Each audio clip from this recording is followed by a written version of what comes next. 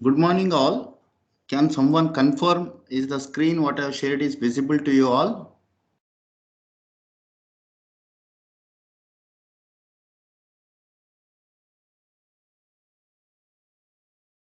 Yes, sir, it is visible. Okay, yeah. Thank you for the confirmation. We will continue our discussion from the last class. So last class we are talking about the SN curves. Okay, so a typical SN curve is shown. So we were talking about SN curves, and we talked about what and all data, what is mean by the SN curve, and data, how much data we can predict from all these SN curve, which are the critical points we should look into this particular diagram. We also saw the method to construct the laboratory test, what we do to obtain the SN diagram. So it is one of the important test, RR Murray's rotating bending test. Okay, rotating bending, RR Murray's rotating bending beam test. So that we have seen. And then we talked about, as a designer, which percentage you want to consider while you want to design, whether you want to go for 5% failure criteria, 50% failure criteria, or 95% failure criteria. Okay, lower you take, lower the failure, you are into conservative design. As you increase the failure percentage reliability, then you are going with a bit riskier design. So appropriately, as a designer, we have to select. But what we find in general, the SN curve plotted we find for 50% median life. This is the general diagram what we usually find, unless and until it is stated. If it is stated, the corresponding we have to select. If it is not stated, we have to assume that the usually available SN diagrams are plotted for 50% median life. Okay. But usually with the risk involved in the fatigue, people might think about going for very low chances of failure. So people might think on taking 5% failure line, or in other way, we can say 95% confidence line. 95% confidence line. Okay, confidence or 95% survival. Sometimes people also say about what is happening here.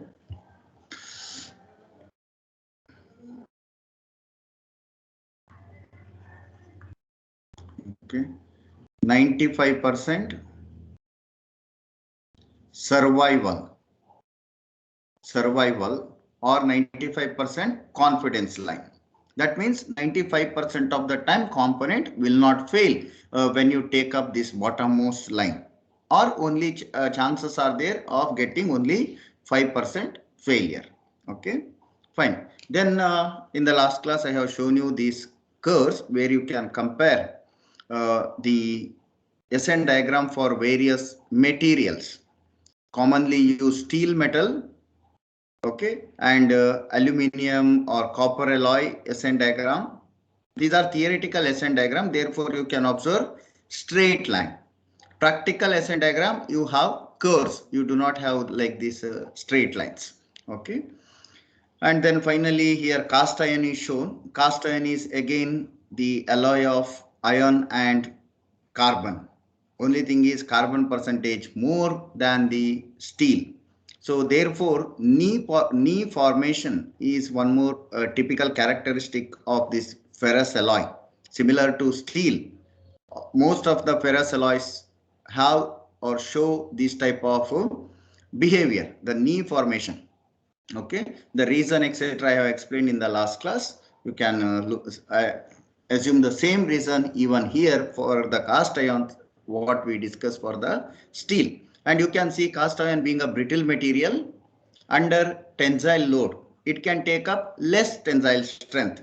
So the endurance limit drastically comes down as you compared with the steel or other material. For steel, heat alloy steel somewhere around you can see 80, 85 MPa could be the endurance limit, sigma E, or sometimes we refer as SE.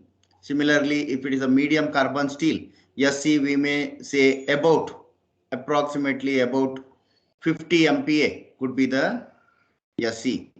Okay. As we come down in the aluminum, we cannot find straightforward knee formation. Therefore, as we have discussed, we will take 10 to the power 8 somewhere here as our cutoff point, because after that this line is observed to be getting little bit flatter. The curve is observed to be getting little bit flatter, or we can say the slope is very small. Okay. That is the reason we take at 10 to the power 8 for aluminum or copper alloys, which are highly ductile and do not show you pronounced knee formation to exactly say this is the endurance point. Okay. Where coming to the cast iron, if you observe the endurance limit SC may be somewhere around 15, we can say about 15 MPa could be the endurance limit. So you can compare alloy of iron and carbon, but just because of the percentage variation in carbon, how the strength of a particular material is varied here, steel and cast iron. So these diagrams what are shown here for bending test, that is the standard. Unless and until it is stated, we talk about the SN curves given for rotating bending, completely reversed bending load. Okay, so compression is not in the picture here, tension also not in the picture, but bending is felt as a tensile stress on the material. Okay, alternating tension compression the material will undergo, and under bending component will fail because of the tension rather than compression. Therefore, tension load is the critical factor in bending failure, not the compression load, because we know compression strength of material is good always. Material will not undergo shear in compression. Material will fail under either pure crushing, pure compression failure, or mixed mode failure. The shear failure which is occurring in the tensile load for conditions. Okay, so therefore, and we know that shear strength of the material is half of the tensile strength of the material in general.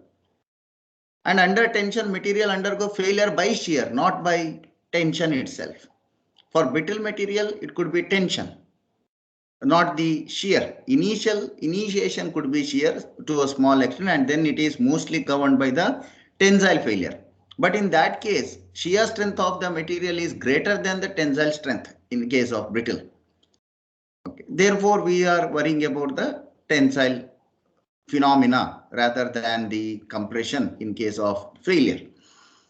Okay, so these are all the basics. I hope you are aware from your strength of material and machine design. So here it is just for the comparison purpose to observe how the SN diagram for various materials might look like.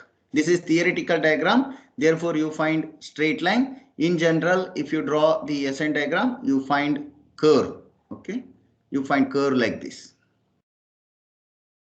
If it is for aluminum, the curve go on extending. Here some issue is there with the stylus. Okay. But the slope will become a bit slow. I have shown you in the last class steel and aluminum actual curves. Somewhere we had here you can observe. Okay. Here you can clearly observe the curves are not straight line. This is the practical curve. What is I am showing right now in this slide. Okay. For mild steel and aluminum, and I have discussed during this slide in the last class why we find the knee formation in steel and why not in aluminum alloy. Okay, we'll move forward. Fine. In this slide, you can observe the SN diagrams plot for the steel material, but which are fabricated by different methods.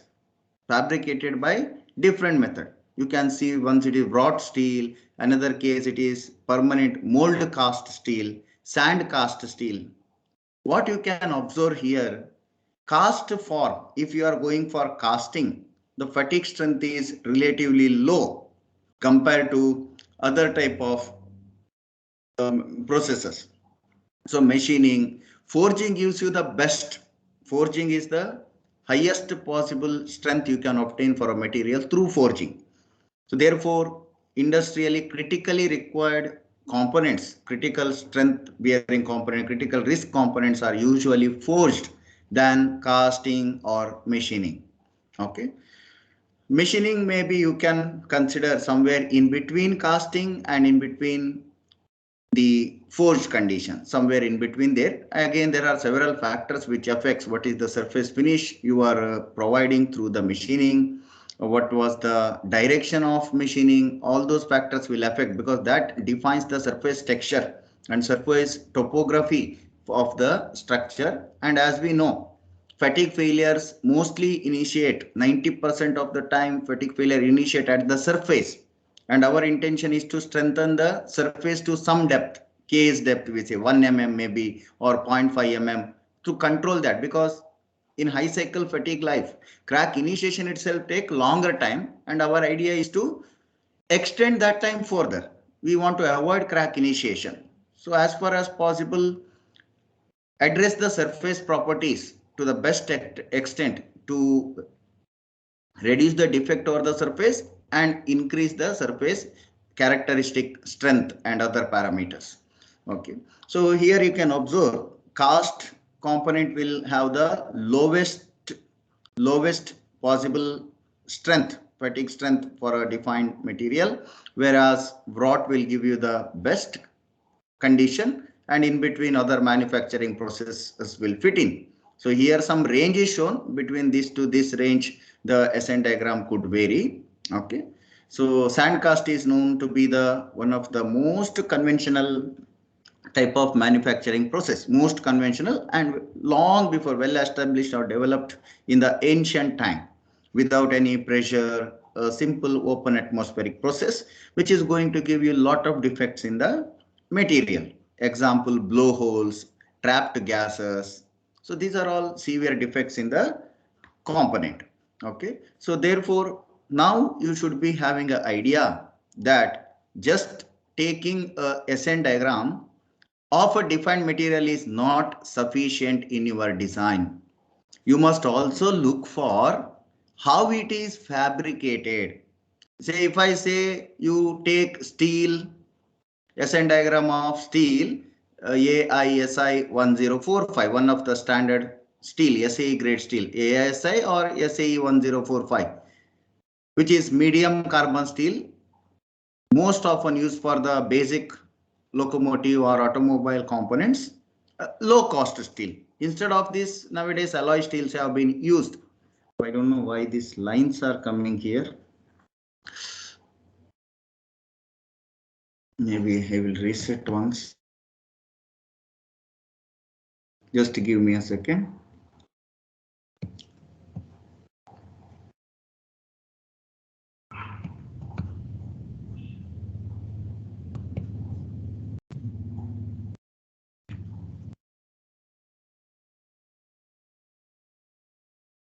K I S I 1045 steel or SAE grade 1045 steel. Alternative would be alloy steel 4140 chromium molybdenum steel. Okay. So if I say you take SN diagram or you take a material SI 1045, you must think which SN diagram to consider, how it is fabricated.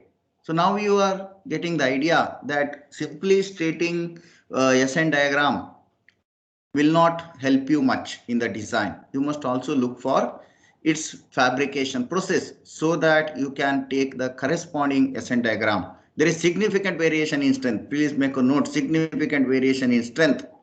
If you put 10 to the power 6 as your cutoff line, somewhere for assuming this is a steel material, for example, and take the endurance limit, you can see casting, the lowest line casting is coming somewhere around 8 to 9 MPa, which is much even lower than cast iron endurance limit for the same steel material. whereas highest can take you somewhere around here with the wrought condition around 60 MPa. Okay, there are nowadays processes, manufacturing processes, which we can adopt to enhance this or improve the endurance limit or the fatigue strength of a given material. People are using that. There are several processes. Later we will see certain factors which affect the SN diagram. Okay, so this is all some idea you should have when we talk about SN diagram. Okay, now suppose you do not have the experimental SN diagram. How we can construct a SN diagram from available static test material properties. That is what is shown here in this diagram. Okay. Usually what we will do, SN diagram means it is a log-log or semi-log plot. So what you should have along the x-axis, log of life, NF, or log of cycles to failure. N means cycles, number of cycles. F indicates failure. So number of cycles to failure along the x direction. And here in the y-axis, we can take either log, or we may ignore considering log. We may only write alternating stress, SA. Okay, for a fully reversed stress condition, it is only the alternating stress. That is what we are plotting on the y direction. And then experimentally, you will get some values. 1 point here. We want at least 3 points, at least 3 point. 1 point to indicate 10 to the power 3, and one more point to have 10 to the power 6 if it is a steel material. Okay, so let us write this as 10 to the power 6. Let me erase this.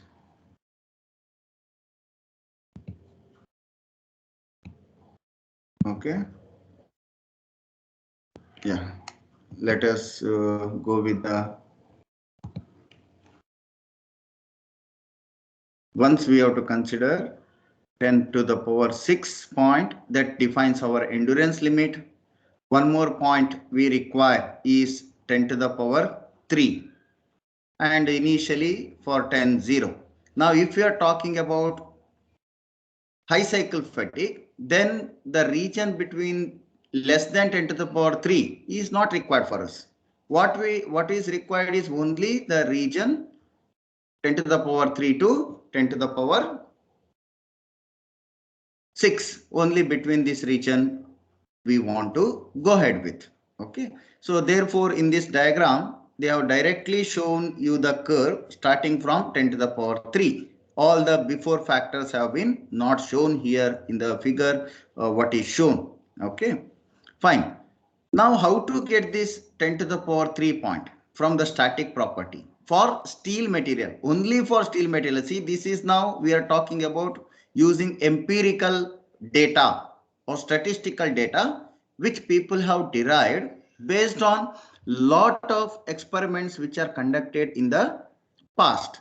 Available experimental data they have considered, and then statistical formation has been done, and finally it is understood that for steel material, only for steel material, again you see this is not hard and fast rule that always it is that much. General purpose steel, there could be other variation, as I have told you, alloyed steel, high strength steel, or how the steel is processed. Depending on that, this factor may vary, but in general, if you want to consider 10 to the power 3 point in the absence of experimental data, so we have to take 0.9 times of ultimate strength of the material. This is for steel. If it is aluminium, don't consider the same 0.9. There is some other value. Okay. For steel, 10 to the power 3, you can consider 0.9 times of ultimate strength. 10 to the power 6, you can consider 0.5 of the ultimate strength of the material. This is pure empirical interpretation from the statistical method. Now, even if you do not even know how much is the ultimate strength of the material, if you know the hardness, then from hardness you can make out. These formulas are there in the design data handbook. You can make use of all this. It was even there in your MD1 you might have used this. From hardness, how to get the ultimate strength, and from ultimate strength, how to consider these parameters. Since fatigue failures in the high cycle fatigue regime are expected to be brittle, we, irrespective of whether it is a ductile material or brittle material, we consider ultimate strength. Okay. Reason is that the fatigue failures are known to be brittle in nature, not ductile in nature. Therefore, will not say 0.9 times of yield strength. Here there is no question of considering yield strength. Usually as a designer, if you want for particular reason that yield strength, then it is okay. But you have to define or justify the reason why you are going for that. If not, the general interpretation is 0.9 times of ultimate strength for 10 to the power 3 fatigue strength. Yes, 10 to the power 3 is equal to 0.9 times of SU, and endurance limit SE is equal to 0.5 times of SU, where SU indicates the ultimate strength. Instead of S notation, you can write sigma also. Notation is fine. For stress, either you use sigma or S notation, that is left to you. Okay. So same thing is done here in this particular diagram. Here it is log plot they are plotting. Y direction is also log, you can observe here, and non-dimensional parameter they have been using here to define the strength in the y-axis. You can see there they have taken a ratio, just non-dimensionalized ratios have been given. Later you can just multiply that with respect to SU. So what you have here 0.9, you multiply that with SU, you will get the corresponding alternating stress value SA. SA is equal to this particular parameter. Okay. Why this pen is not working? Okay. Fine. So here you can observe S 10 to the power 3. Same value what I have written above is given, 0.9 times of ultimate, and S 10 to the power 6. To obtain this particular point here, you can take up 0.5 times of SU. Now you can observe here a small dash is written, Okay. So whenever you find the notation SC dash, this indicates the data what is given to you is for laboratory test condition specimen. Laboratory test condition specimen. So if we write SC prime, whatever we calculate 0.5 into ultimate strength of the material SU, this value is actually meant for laboratory test condition specimen. Now in real practical case, your component may not be of the same standard as that of laboratory specimen. Then you have to take all those modifying factors. Later we'll discuss about this. Modifying factors you have to take, including your factor of safety if required. Modifying factors. I don't know what is happened with the pen here. Throughout lines are coming. Give 1 second.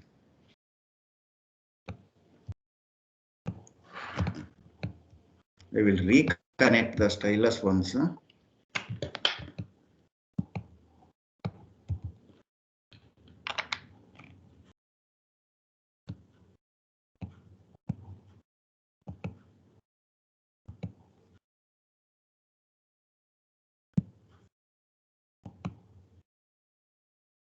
Is the screen visible? Again, what I have shared? Yes, sir. Yeah. 1 minute. I think so below bar has come. Let me discard again.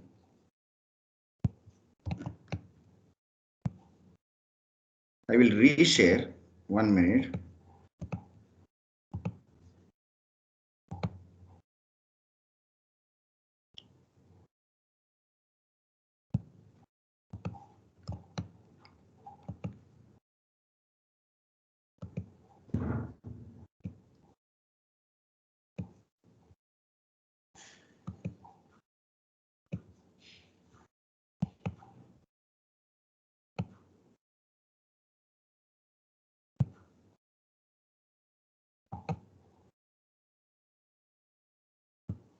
Now it appears fine. Okay. Is the screen visible? I have reshared once again. Yes, sir. Yeah, okay. Thank you. Thank you for confirmation. Okay. Let me see now whether stylus works properly. Okay. So whenever we have or you find SC prime notation, okay, this 0.5 SU is for the lab. It is still coming same way. I don't know. There's some issue here. Are you able to follow with those lines? Is it no problem for you? Can someone? Yes, sir. No Understand. problem. Okay, okay. Then it is fine. So SC prime is equal to, it is throughout lines are coming here, 0.5 into SU. Okay. So this is for the laboratory condition. As I was telling, we can use the modifying factors and then consider reduced endurance limit. So those are all additional things. We will talk about modifying factors later, okay, if possible in today's class or if not in the next class. Okay. Now here you can see one more important note to make. Whatever the SN curve you are predicting by making use of these parameters is going to give you 95% confidence line or 5% failure. 5% failure or 95% survival or the confidence line. So the SN diagram what you are getting by making use of these parameters, by default it is a 95% reliability parameter. Okay. So that is the assumption you have to keep in mind. You can see the all the components are there above that. Okay. So this is about to construct SN diagram in the absence of data. In the absence of data. Now first priority is always for the experimental data. Please remember, in the question we will provide all data sometimes. As a designer, you have to choose the right data. That is the first thing is required. You go to some industry, you have lot of data. Which data to pick for your design? That is the primary understanding you should have. Therefore, multiple data will be given in the question. When multiple data you find, first think about talking or taking the experimental data. If experimental data is not available, then you can make use of these empirical relations to obtain the certain data for your design purpose. Okay. For steel material, even nowadays with the practice, we know that considering this empirical data is almost 90% good result approximation it will give with the experimental, because that much work has been done with the steel. But when we talk about this empirical relation for some other materials, then still data is very scarce in the domain, and these empirical relations are not that much great to match. So therefore you have to be cautious. So for steels and ions alloys, most often we assume the endurance limit and fatigue strength based on the ultimate strength of the material. And you can observe here some conditions are given. Usually we say 0.5 times of S ultimate. Remember about this prime, that indicates it is a laboratory condition. If you are neglecting all the miscellaneous factor, then laboratory condition endurance limit itself your regular endurance limit SC. We will not write any dash there. Okay. If the steels of having ultimate strength up to 1460, then we will make use of this relation. In the cases if the tensile strength of the material is greater than that, then by default the endurance limit is fixed to some value.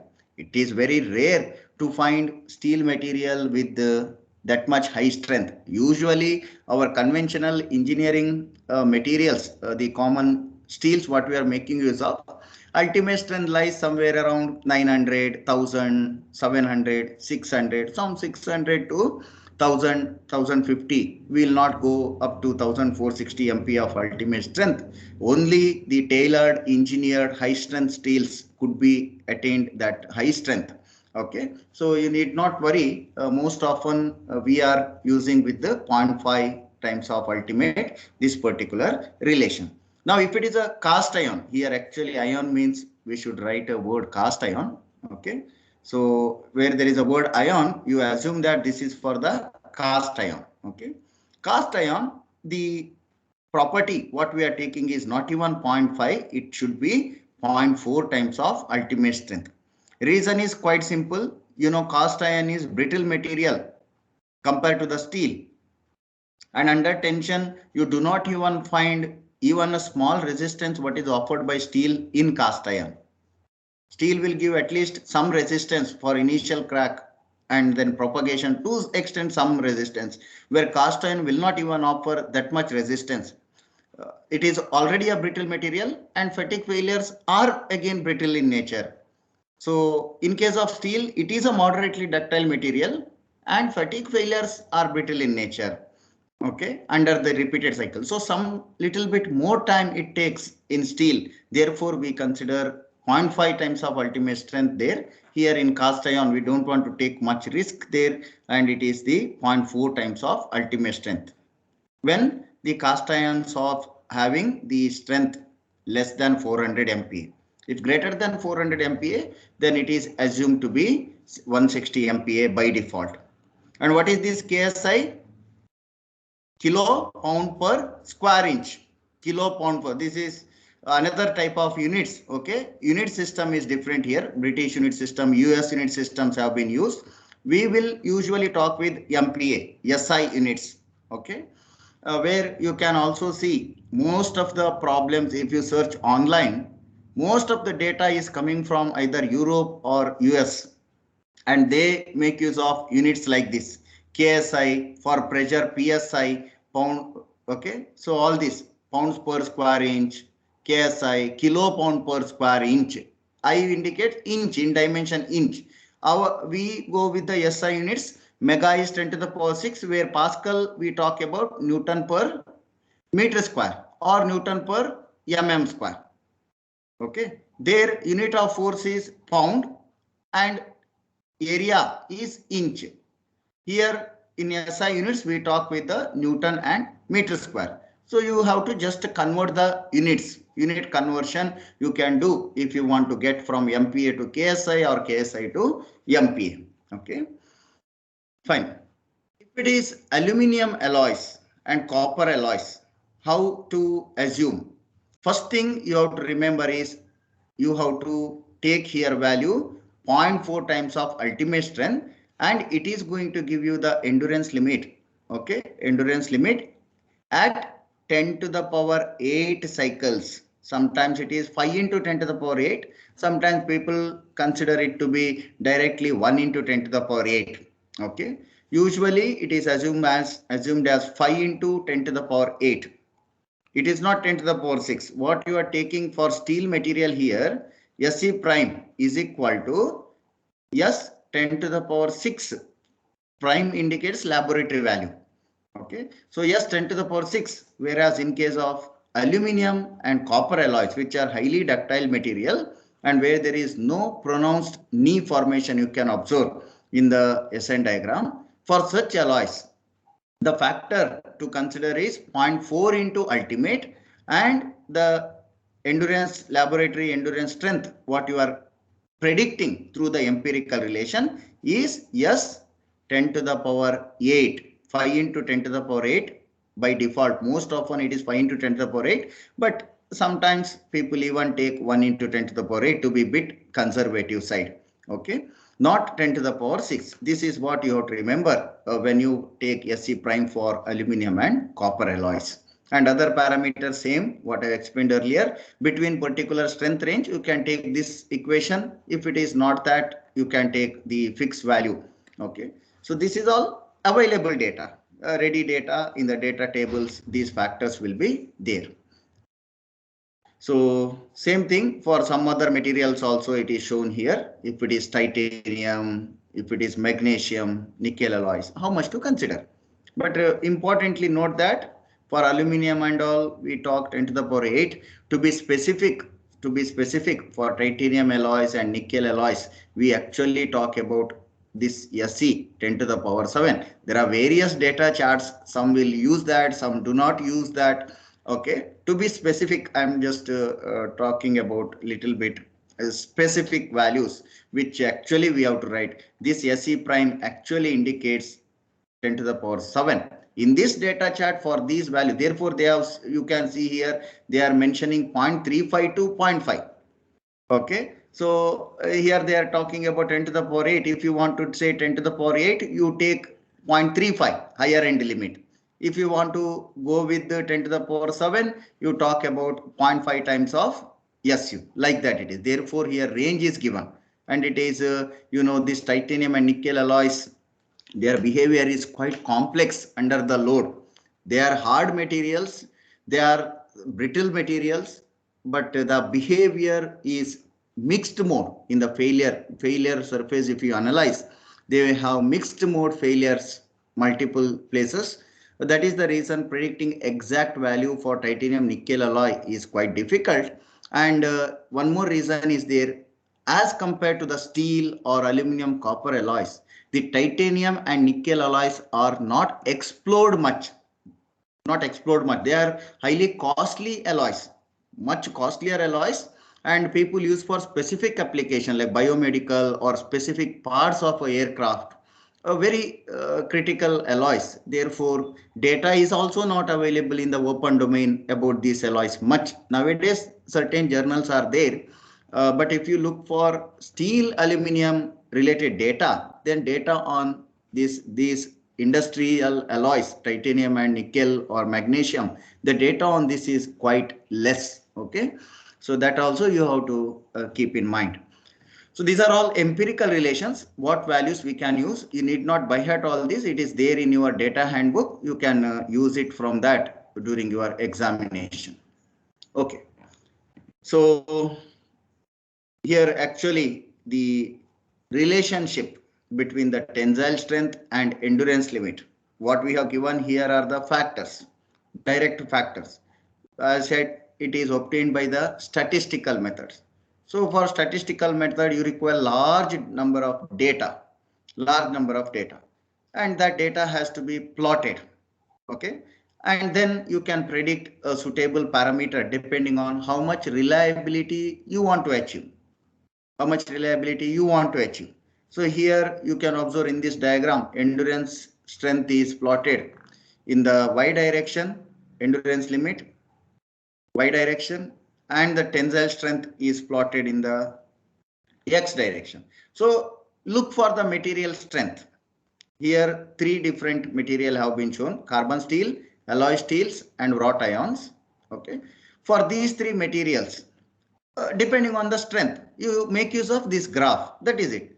If you know that ultimate strength of the material is 100, look for which material you are going with. If it is a alloy steel, the topmost line, alloy steel is this topmost line. So here how much SC you get, take this value as your SC. So like this data charts are also available. You can make use of that also if required. Okay, so that is this ratio of S ultimate SC itself is that 0.6, 0.5 what we are giving. So like this large statistical data is analyzed in the past, and from there it is taken. So what we take 0.5 SU for steel, as I said, it is for general purpose steel. So you can observe here simple plain carbon steel line it is. For that, this middle line, you can observe 0.5 we are taking. Okay. So depending on the material, it will vary. If you want to be too conservative, you are thinking that too risk it is to consider these 0.5 and all, you still reduce the material strength when you are working. It acts as a factor of safety. That means in your design, you are telling that material is having only this much strength, reduced strength. With that, you can work.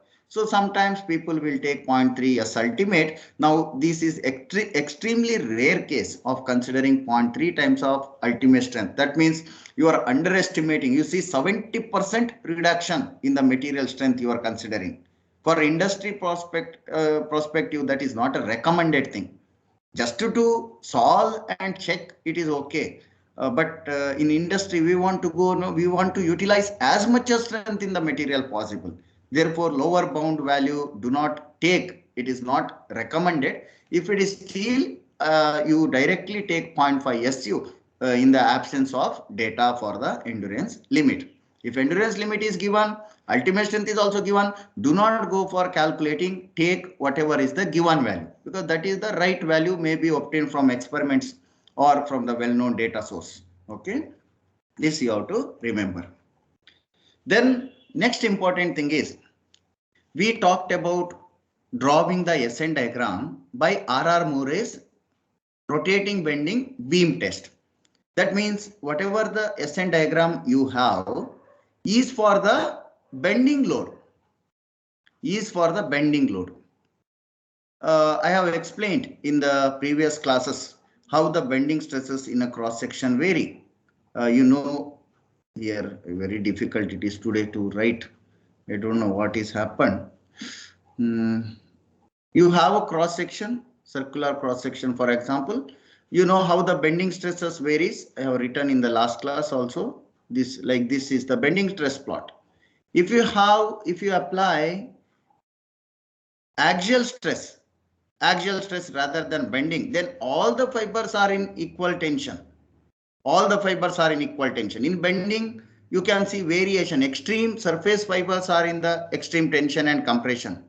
Okay, whereas in tension, if you apply axial load, all fibers are in tension, or layers, entire cross section is under the same value of tension. Therefore, what happens in case of axial test, your SN diagram is further corrected. It should come much below the bending. So whatever you find with the bending is the lowest possibility for the failure, or rather I would say that it is most conservative process. Okay, if you think that, if you consider bending, when you go to axial load, what is the strength you have, that may not be sufficient for you. You have to reduce the curve to little bit further below. Okay, similarly, if it is torsion, then failure criteria is shear, not even the tension related shear, direct shear, torsion. And you know, shear strength of the material is almost half of the tensile strength of the material. Under torsion, this curve has to be further corrected. You cannot directly take the SN diagram given for bending. This is what is important. So therefore, there are other tests. People will do axial test only over the component to determine the actual SN diagram. This is all quite recent. The well-established technique of olden days, 100 years back test, is that, not even 100, almost 200 years old test, is R.R. Murray's rotating bending test. And lot of data what is available on the bending is with respect to R.R. Murray's rotating bending beam test, whatever available in the open domain. However, recently in the last 30-40 years, if you see the recent data, people have also publishing or data on the material with axial test SN diagram are also available. So when you look for SN diagram, it is important to see the SN diagram is constructed for which type of load. Okay, so axial test is also there. Cantilever bending type of test are also people are performing now. Even torsional fatigue test is also there. Okay, so what is found is, under torsion, whatever fatigue strength you find under tension, it's almost half is there, 0.577. If you ignore, it is 50% of the fatigue strength you find in bending. So for example, if in bending your SC is 100, then under torsion, same material will give you endurance limit of 50. So if you're planning to use the same material, same SN curve data of the bending and design straightforward, there will be a mistake. You have to reduce that curve, the strength of the material to by 50% if you want to use that for a torsion. That is the idea. That is what is written here. 0.577 SF means the fatigue strength. If it is, I am talking about S 10 to the power 6, then it is the endurance limit. Okay, so that much reduction is there in torsion. 50% less. That is well known even in case of MD1 static designs. Also, it is a well known concept. Okay, so these are all various just testing concept have been shown. What you can observe here is a torsion test or rotating single point cantilever bending type. This is R.R. Murray's figure B. Here is regular R.R. Murray's full rotating bending beam test. Okay, or torsion. If you are rotating it without the weight, only torsion you can apply, or axial. Same to your tension. Same to the tension test, but in tension test you did in the your SOM lab, it is static, only one cycle. Here what you have to do, you have to apply tension compression of equal magnitude. Remember, all SN diagrams, irrespective of the type of load, it is constructed for completely reverse loading, completely reverse loading fatigue by default. Okay, it is very difficult to obtain the SN diagram for other value which is available in the open domain. Very rarely the SN diagram with different R value or stress ratio of the load patterns are available. Most often whatever the you find, the SN diagrams are for completely reversed fatigue load, completely reversed fatigue loading. But this completely reverse fatigue loading could be bending. By default, again, here you find bending. The most of the data available in the open source is with respect to completely reverse bending. However, nowadays there is data available with completely reversed axial, with completely reversed torsion. Now, if you want to go and obtain diagram with some other mean stress value, it is very difficult. For steel material, it is available to some extent, but for nickel, titanium and all, it is very rare. People are still keeping it confidential. In the industries might have, but they are not revealing the data in the open source. And reliability of the data available in the open source is also questionable. That is also you have to see. So when you use the open data, open source data available, then you have to be little bit more cautious to check for source of that data. Can you believe that data? That is also important. Okay, in the absence of data, you see lot many people put some data, but may not be true for that particular material always.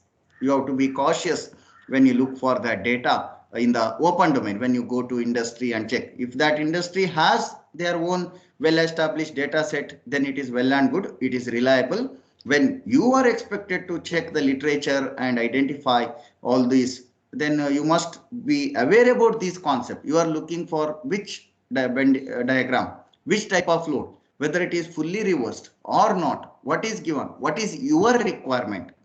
Correspondingly, you have to check. You cannot take a SN diagram of some type of loading and apply for your application. Then it will result in some drastic failures. Okay. The SN diagram constructed for your requirement of loading must be used when you are going to design.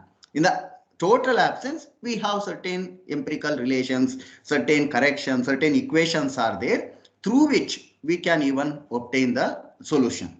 Okay. However, reliability is questionable to some extent. For that, as a designer, you can take factor of safety. Okay. Fine.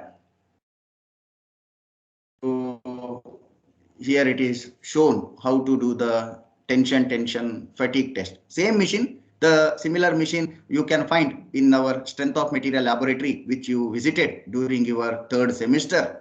You had strength of material lab. That time fatigue testing was only demo for you in your laboratory. Fatigue test was not conducted because fatigue test conduction is not possible within 1 hour.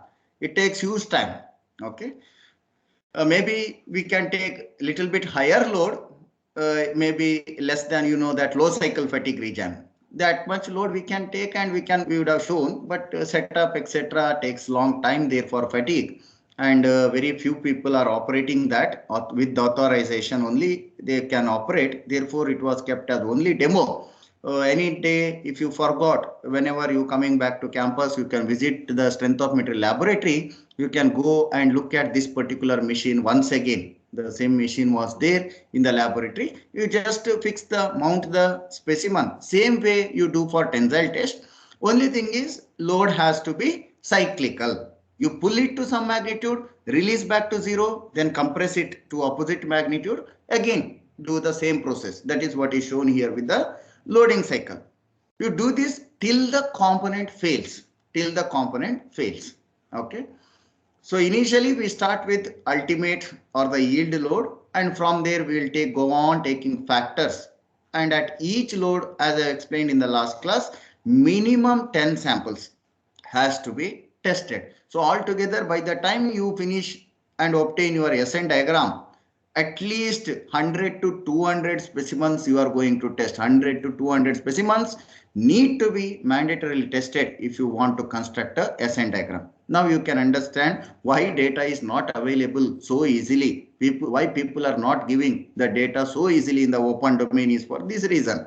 By difficulty they have obtained the data. Unless and until they extract all the fruits, all the juice from their data, they will not release that into the open domain. And why steel data is available abundantly? Because it is there.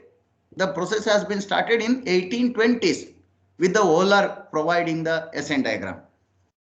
Almost 200 years, and steel was being one of the major industrial material. Lot of work has happened, and therefore you will get steel related data much easily compared to other alloys. Modern day alloys or composite material, if you look, you cannot even find the right data. Okay, that much is the complexity in getting the data available in today's domain, despite of the better internet connectivity and all. Okay, fine. So here are the curves. Now I think you have the idea. The topmost is a predicted curve for bending. So first one is the bending obtained by completely reverse rotating bending. Okay. If you are planning to use the curve for, or you construct empirical curve for axial, the center one is for the axial loading. You can observe there already, I think with the arrow mark they have written here. You just look into the diagram. With the explanation I have provided, you are in a position now to predict. Okay. Okay. So if it is a tension, you want to construct SN diagram for tension. You see here the S 10 to the power 3, you take it as 0.75 times of ultimate strength, not the 0.9. Okay, 0.75. And if you want to take endurance limit under tension, you want to consider 0.45 times of ultimate strength or 0.9 times of the endurance limit of the bending. 0.9 times of endurance limit of bending or 0.45 times of the ultimate strength. Similarly, if it is for the torsion, the last curve here for the SN diagram for the torsion, if you want to obtain empirically, then 0.58 times of the endurance limit of the bending. Remember what you are putting here, the term. Okay, 0.58 times if you put, then you have to consider endurance limit of bending. Already bending endurance limit you are taking 0.5 SU. So actually this is now 0.58. 0.58 multiply by 0.5 times of SU, or directly you can consider 0.29 times of SU. Okay, approximately, these are approximate. If you multiply, you may not get the exact value, but some extent this is known to be satisfactory to obtain S 10 to the power 6 or the endurance limit. Okay, here you can see there is a term called SUS, 0.9 times of SUS, that is corrected strength, ultimate strength, or ultimate strength under shear. So S 10 to the power 3 for torsion, you have to take 0.9 times of S US. It is not S ultimate. You observe the notation there. S US. S US indicates ultimate strength in shear, because under torsion shear stresses are there. Toe it is not sigma tension. It is not sigma obtained by bending. You have torsion equation T by J into R, torsion equation, shear stresses. Okay, therefore shear strength, ultimate shear strength governs the failure here, not the ultimate strength in tension. Or we know that this S US is somewhere around 0.8 times of the ultimate strength for steel material, or some moderate ductile material or higher ductile material like aluminium, copper, we can observe even 0.7 times of the ultimate strength. In steel, it is 0.8 times of the ultimate strength. Okay, but practically this value can even go to 50% reduction. Ultimate shear strength of the material could be 0.5 times of the ultimate strength in tensile. Up to there we can go. It is very critical to use these ratios. Therefore, it is recommended when you are using the torsion diagram, then better directly take the torsion properties, the ultimate strength from torsion test itself, rather than taking it from the axial test with this empirical value. Okay, so for torsion, it is recommended that you take this 0.9 SUS, and SUS should be obtained by experimental. That is recommended, highly recommended. In the total absence of data, maybe we can rely on the ultimate strength of the material. But it is very difficult. If you have seen the material data, you will understand that. Okay, fine. So this already I have shown you. And remember, these factors may vary, not always same, depending on several conditions. What I am providing is just a average condition. Average condition. We can take this in general. In general, specific cases, these values may vary. This you have to remember. Okay, this is the same values what are shown with this diagram. For S 10 to the power 3 is shown here. This is all for S 10 to the power 3. Here, whatever the values have been given.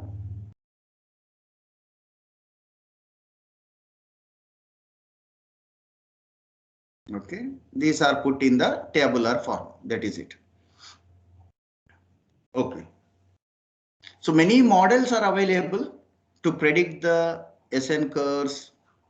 Okay, and most often you see, and they imply median life.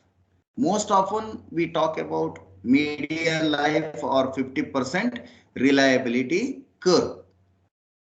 Okay, it is possible to take any other reliability depending on the requirement of the designer. The one of established SN curve equation or fatigue life estimation empirical relationship is the Bas-Quinn equation. This is what you are using throughout the high cycle fatigue to obtain the life. One is, now you have understood that you have to construct the SN diagram. Now any load, you can get it, no? If I operate at this particular load, how much life I have? You can predict the experimental data. Similarly, if you operate at some other load, I'm talking about, you will obtain this much particular life. But for that, SN curve should be there with you. You have to make the test of your design component. Okay, before making the test, to get at least certain idea, you might want to use the equation. What you do in the MD1, what you did in MD1, you open your data handbook, use certain equations rather than going for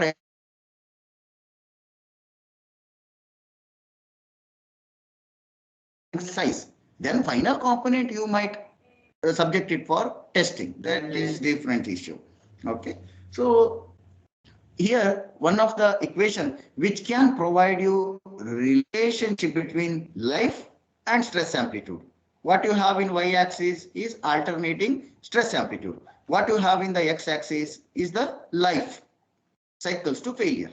So we want to relate. We want to relate this SA, or I can write SNF, number of stress to provide number of cycles to failure. The subscript have no role to play. Subscript is only an indicator here. It is not a notation in the equation. Okay. And let me write proportional. Proportional. Stress is proportional to number of cycles to failure. Now, what are that proportionally constant? How it is related? That is defined by the curve, the slope of this particular curve and where this curve starts. That is what is modeled in the Baskin equation. So we need not have the SN diagram. Straightforward, we can use this mathematical equation to obtain the life.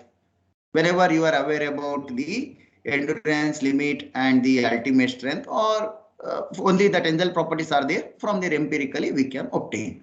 That is what is Baskin equation, or commonly known as SN curve equation. SN curve equation.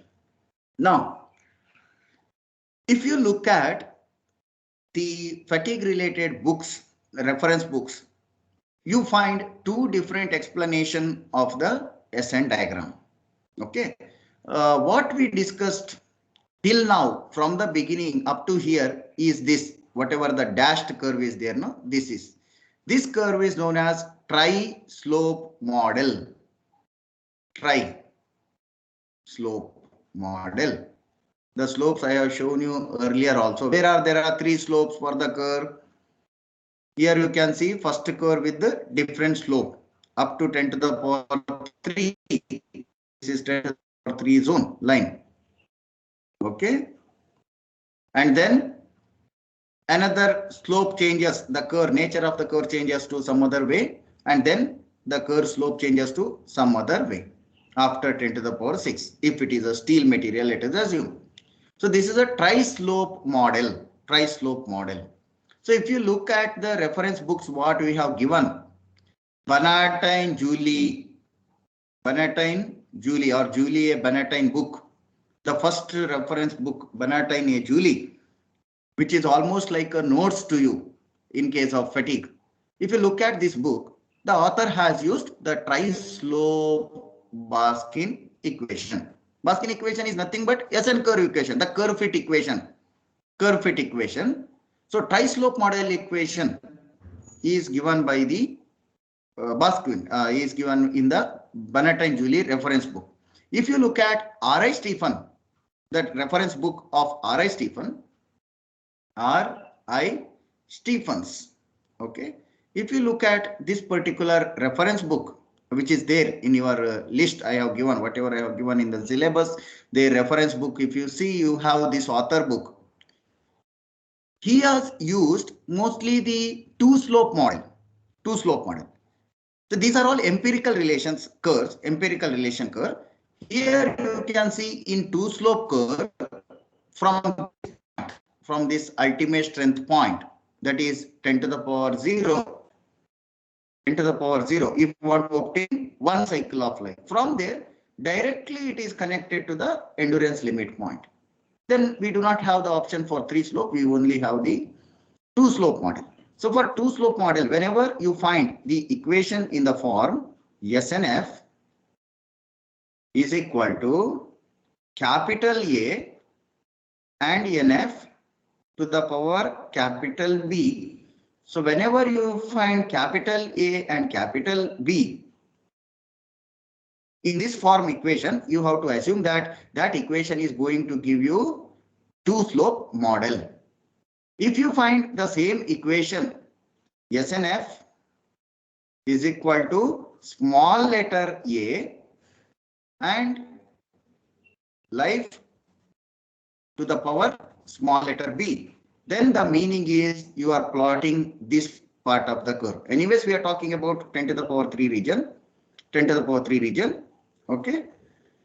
So most often in our throughout analysis, we will follow Baskin equation in tri-slope model curve form. So we will write the equation for this curve. Okay.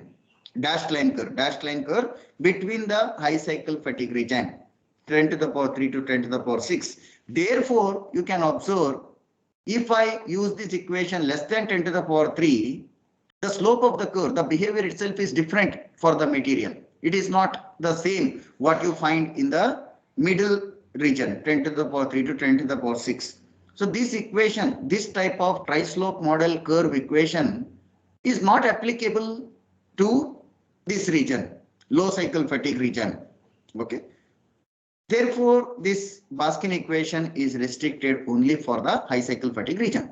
If we consider two slope model, you may ask, isn't it can be fit less than 10 to the power 3?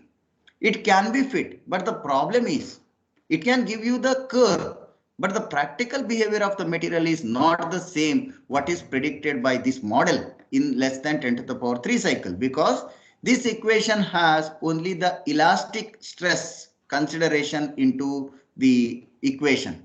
Both model, whether it is tri-slope or two-slope, they have only the elastic stress component. They are not considering in the mathematical model. The stress here is not in the plastic regime stress.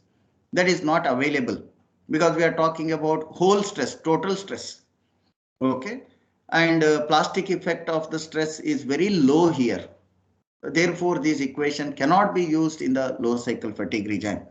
We use tri-slope model equation most often. However, if you look various people work, they will give various type of equation. You can see in R.I. Stephen book, there is one more model. SNF is equal to some 10 to the power C and NF to the power some B, they will write. So like this, there are several type of equations available, but all these type of equations are provided by Baskin, the empirical relation. You apply to various nature of curve, that is different, but the basic is same. Okay, you whatever is the first notation here, A is nothing but the extreme point here.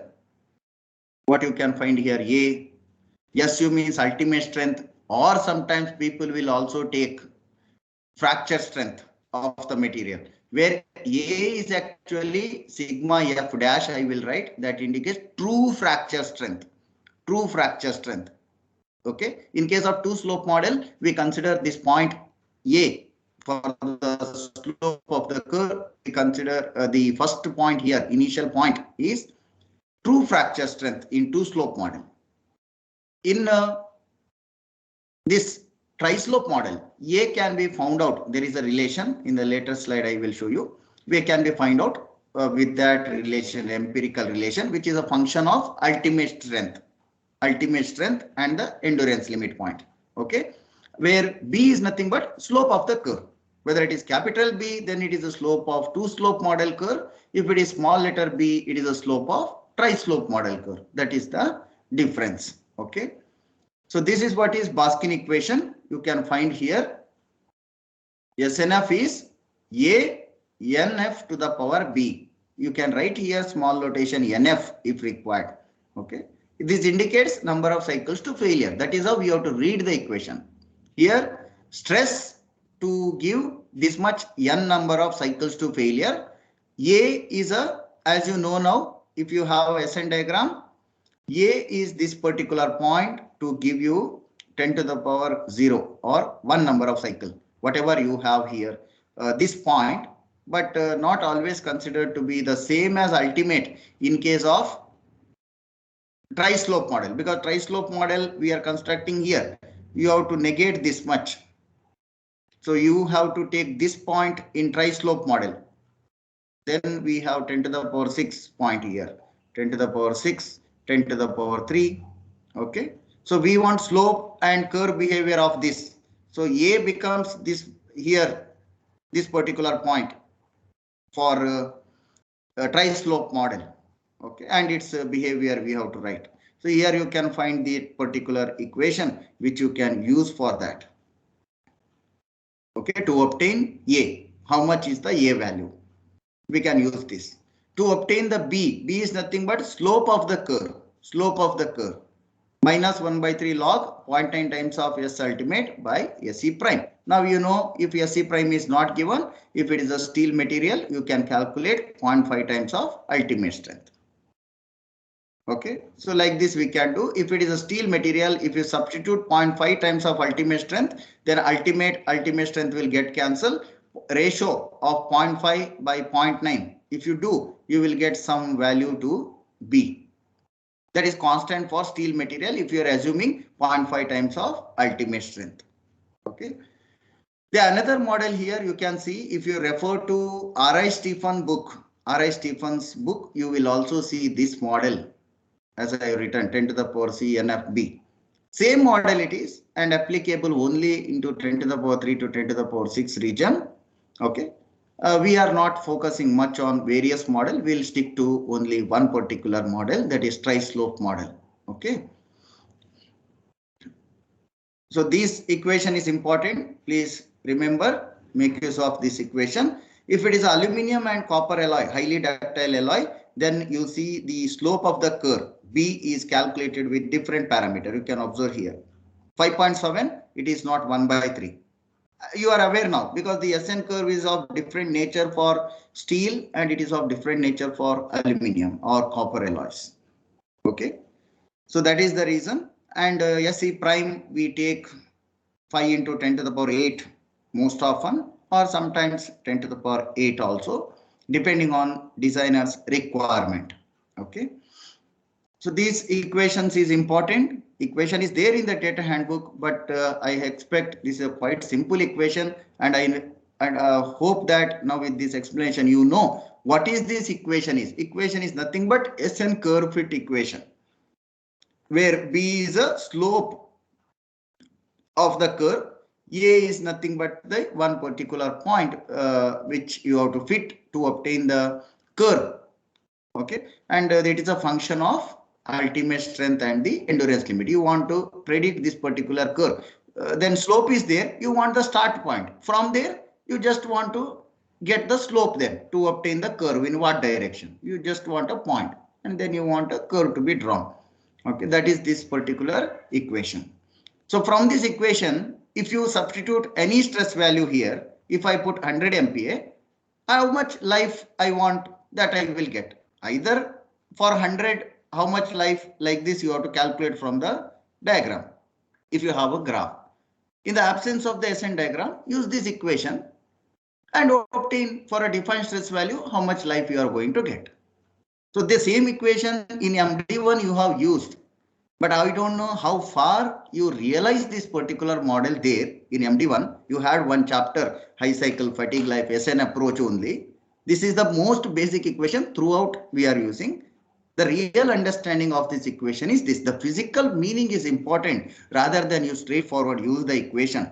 So see, this is being specialized engineering course, subject course, directly applicable this knowledge to the industry. Therefore, you must be aware about the physical meaning. Don't look at the equation. What it tells, how to interpret that. That is important. The equation is there. I'll give you some value, substitute in the equation and obtain some answer. That anybody will do.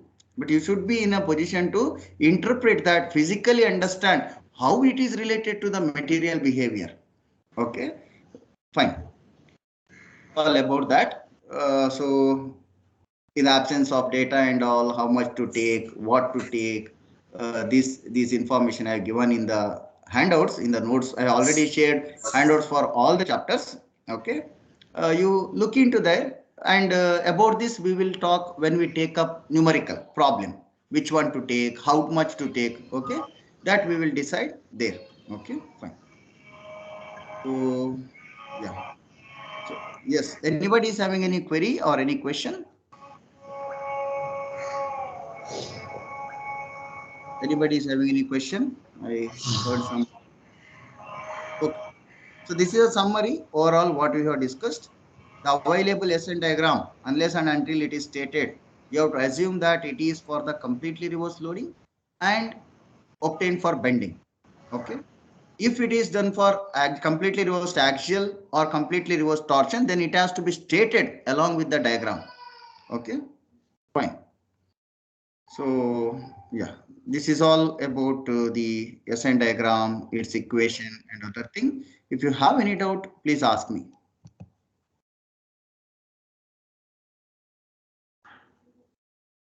Anybody is having any query? Since you are already used your in your MD1, you might be having some doubt or it is well understood now. No queries at all. Anyone?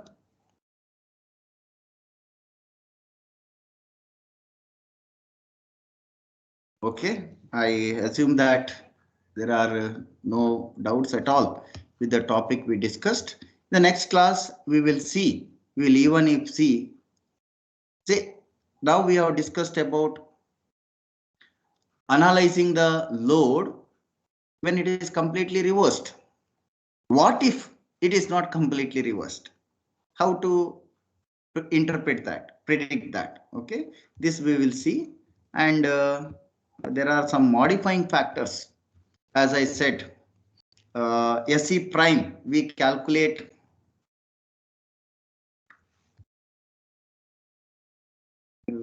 go here. Yeah.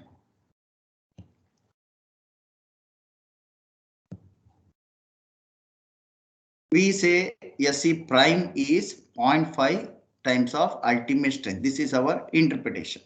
Or let us say I will straightforward give you laboratory SE prime, laboratory tested SE prime. But for real life condition, it may not be suitable.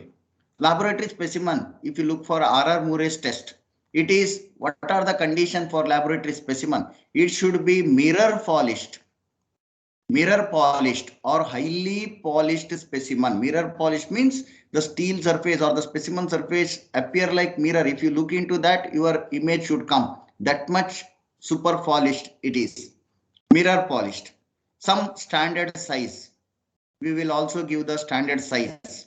Okay, correct no? Now what happens? In reality, can you use mirror polishing for the component what you fabricate? Not possible. Can you maintain the uniform size or standard size as given for the component as you did with the testing specimen? That is also not possible. The size etc. depending on your requirement, your component shape, your component application.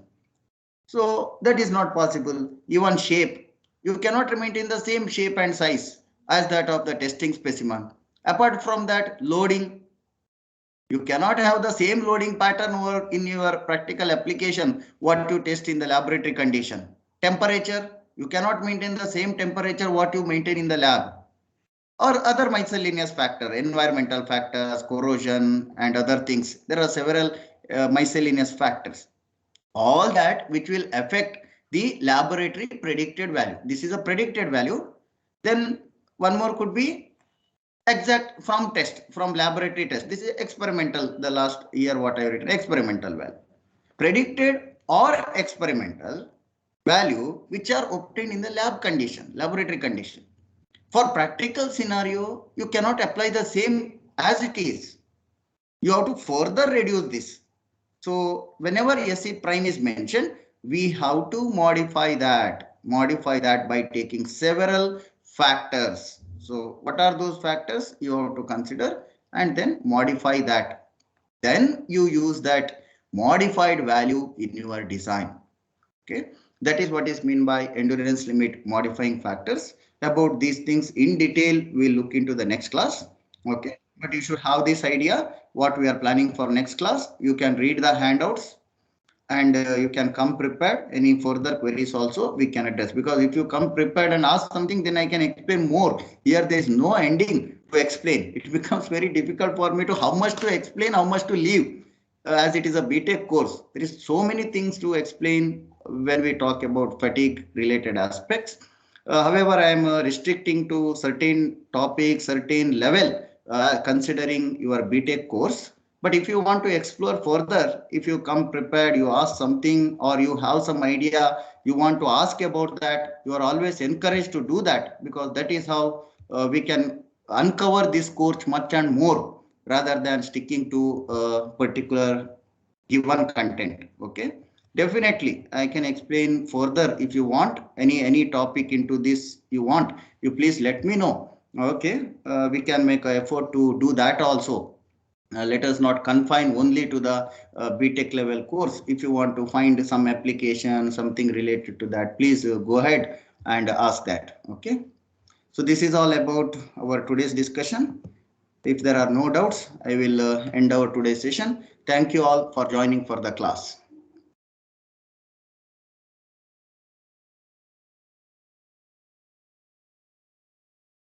Thank you, sir.